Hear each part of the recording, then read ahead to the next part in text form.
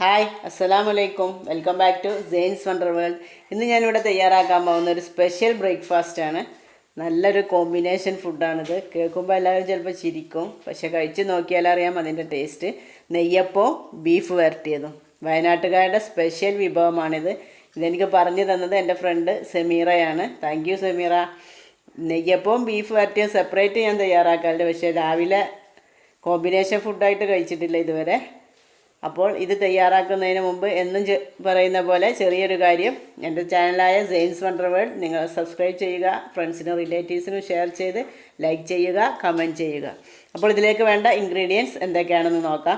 Beef വരട്ടിയതിൻ്റെ ingredients ഞാനിപ്പോൾ detail ആയിട്ട് കാണിക്കുന്നില്ല, കാരണം ഞാനിതൊരു തവണ അപ്ലോഡ് ചെയ്ത വീഡിയോ ആണ്. ഇനി അത് കാണാത്തവരുണ്ടെങ്കിൽ സെയിൻസ് വണ്ടർ വേൾഡ് ബീഫ് വരട്ടിയതെന്ന് യൂട്യൂബിൽ സെർച്ച് ചെയ്താൽ നിങ്ങൾക്ക് കിട്ടും, അല്ലെങ്കിൽ അതിൻ്റെ ലിങ്ക് ഞാൻ ഡിസ്ക്രിപ്ഷൻ ബോക്സിൽ വെക്കാം. അത് നോക്കി നിങ്ങൾ തയ്യാറാക്കുക. അപ്പോൾ ഇതിലേക്ക് വേണ്ട ഇൻഗ്രീഡിയൻസ് എന്തൊക്കെയാണെന്ന് നോക്കാം. ഇത് 3 കപ്പ് അരി 6 മണിക്കൂർ വെള്ളത്തിലിട്ട് കുതിർത്ത് കഴുകി വെള്ളം വാർത്ത് വെച്ചതാണ്. തീരെ വെള്ളമില്ലാതെ വാർത്തെടുത്തതാണ്. പിന്നെ വേണ്ടത് 6 ക്യൂബ് ശർക്കര, 1.5 കപ്പ് വെള്ളത്തിൽ ഉരുക്കിയെടുത്തത്, കുറച്ച് തേങ്ങാക്കൊത്ത്, കുറച്ച് കരിഞ്ജീരകം, ഒരു പിഞ്ച് ഉപ്പ്, കരിഞ്ജീരകത്തിനും പകരം കറുത്ത എള്ള് യൂസ് ചെയ്യാം, പിന്നെ കുറച്ച് നല്ല ജീരകം, 4 ഏലക്കായ. ഇതിൻ്റെ രണ്ടിൻ്റെയും പൗഡർ ഉണ്ടെങ്കിൽ പൗഡർ യൂസ് ചെയ്യാം, എൻ്റെ കയ്യിലില്ലാത്തത് കൊണ്ടാണ്. പിന്നെ നെയ്യ്, പിന്നെ പൊരിച്ചെടുക്കാൻ ആവശ്യത്തിന് വെളിച്ചെണ്ണ ഇവിടെ വെച്ചിട്ടില്ല, കാരണം അരിയൊക്കെ അരച്ച് ഫെർമെൻ്റ് ആയതിന് ശേഷമേ പൊരിച്ചെടുക്കുള്ളൂ. അപ്പോൾ ആ സമയത്ത് കാണിക്കാമെന്ന് വെച്ചു. ഇനി അരിയും ശർക്കരയും ഏലക്കായയും നല്ല ജീരകവും കൂടെ മിക്സിയിലിട്ട് അരച്ചെടുക്കാം. പൗഡർ ഇല്ലാത്തതുകൊണ്ടാണ് ഞാൻ അരിയുടെ കൂടെ തന്നെ ഇട്ട് അരച്ചെടുക്കുന്നത്. അപ്പോൾ ഇനി ഇത് അരച്ചെടുത്ത് കാണാം. ഇപ്പോൾ ഞാൻ ഇതെല്ലാം അരച്ചെടുത്ത് കൊണ്ടുവന്നിട്ടുണ്ട്. ഇതേ കൺസിസ്റ്റൻസി ആവണം, ഓവറായിട്ട് ലൂസാവാൻ പാടില്ല. ഇനി ഇതിലേക്ക് കരിഞ്ജീരകവും ഒരു പിഞ്ച് ഉപ്പും ചേർത്ത് കൊടുക്കാം. മധുരം ബാലൻസ് ചെയ്യാൻ വേണ്ടിയിട്ടാണ് ഉപ്പ് ചേർത്ത് കൊടുക്കുന്നത്.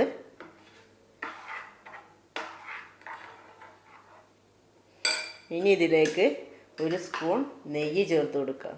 നെയ്യപ്പം ആയതുകൊണ്ടല്ല ഈ നെയ്യ് ചേർത്ത് കൊടുക്കുന്നത്, ഇതിൽ ചെറിയൊരു ടിപ്പ് കൂടിയുണ്ട്.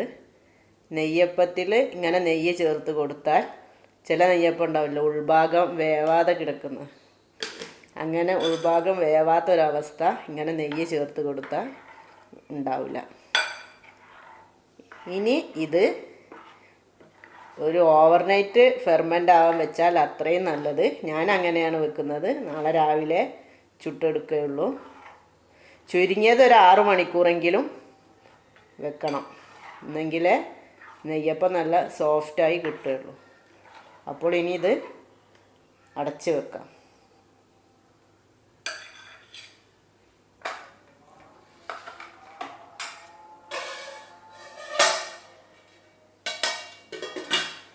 ഇനി ഫെർമെൻ്റ് ആയ ശേഷം കാണാം.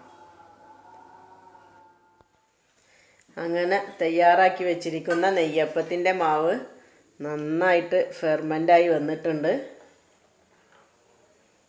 ഇനി ഇതിലേക്ക് എടുത്തു വച്ചിരിക്കുന്ന തേങ്ങാക്കൊത്ത് ഞാൻ കുറച്ച് നെയ്യിൽ വറുത്തെടുത്തതാണ്, അതുകൂടി ഇതിലേക്ക് ചേർക്കുക.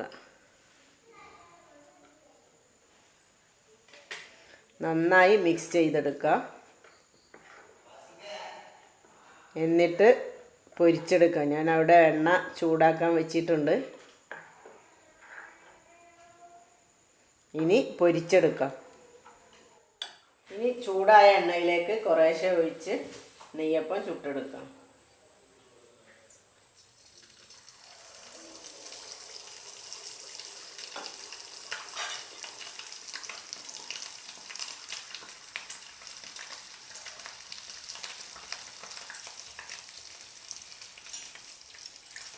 എണ്ണ ഇങ്ങനെ മുകളിലേക്ക് ഒഴിച്ച് കൊടുക്കാൻ.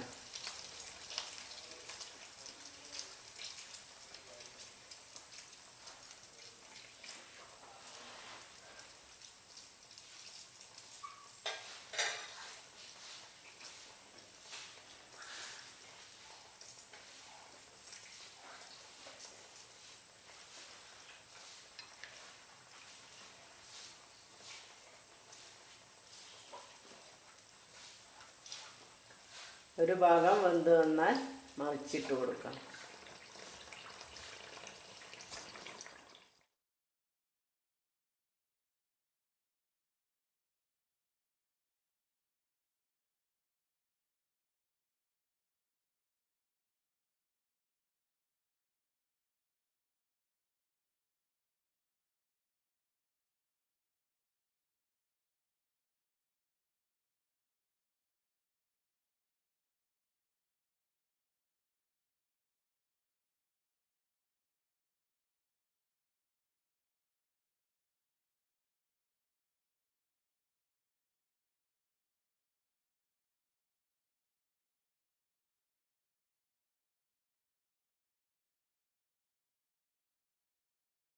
അങ്ങനെ എല്ലാ നെയ്യപ്പവും ഞാൻ ചുട്ടെടുത്തു.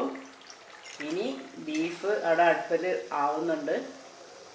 നല്ല അടിപൊളി ബീഫും നെയ്യപ്പവും അവിടെ റെഡി ആയിട്ടുണ്ട്. ഞാൻ സെർവ് ചെയ്ത് കാണിക്കാം.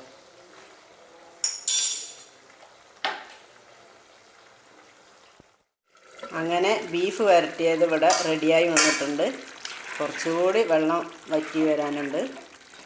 ഇത് കഴിഞ്ഞിട്ട് നമുക്ക് നെയ്യപ്പം ചുട്ടെടുക്കാം. അങ്ങനെ നല്ല അടിപൊളി നെയ്യപ്പവും ബീഫ് വരട്ടിയതും റെഡി ആയിട്ടുണ്ട്.